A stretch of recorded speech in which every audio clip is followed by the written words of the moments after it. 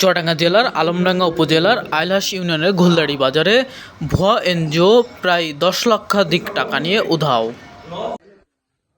যে আমাদের বলিয়ারপুরের থেকেও এমন 25-26 জনের কাছ থেকে টাকাটা নিয়েছে। এটা একটা ভুয়া এনজিও নিয়ে প্রায় 5-7 লাখ টাকা আমাদের বলিয়ারপুর থেকেও নিয়েছে, নিয়ে লাপাত্তা হয়েছে।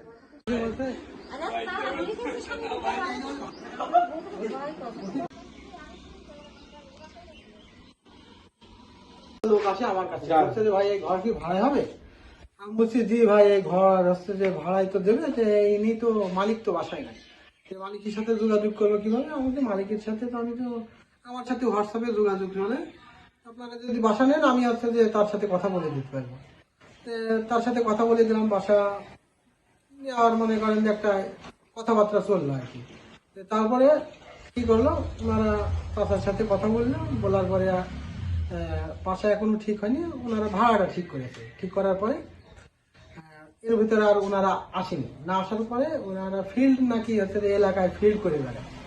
এলাকায় ফিল্ড করার পরে শুনছি নাকি গ্রাম অঞ্চলের লোকের কাছ থেকে 10,000, 20,000, কারোর কাছ থেকে 50,000 টাকা পর্যন্ত, 1 লক্ষ টাকা পর্যন্ত নিয়েছে, মানে যে লোন দেওয়ার নামে।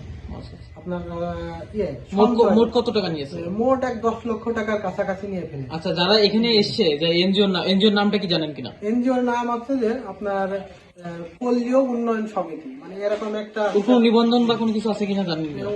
ওনাদের নিবন্ধন একটা লাইসেন্স নাম্বার লেখা ছিল ওখানে নিচে।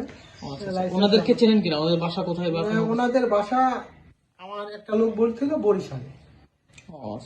বরিশাল। তাহলে এখানে এখনো বাসা ভাড়া ঠিক না হওয়ার আগেই তারা হচ্ছে এখান থেকে এই এলাকার লোকের কাছে 10 লক্ষ টাকা নিয়ে তারা লাপাত্তা।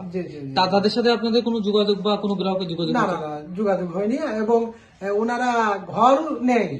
এ বিষয়ে কেউ কোনো অভিযোগ বা মামলা করেছে কিনা? এই বিষয়ে তো এখন অভিযোগ মামলা তো এখন কারো কাছে শুনিনি। কিছু লোক আসছিল, লোক এসে এখানে এসে গ্যাঞ্জাম করে চলে গেছে। ঠিক আছে।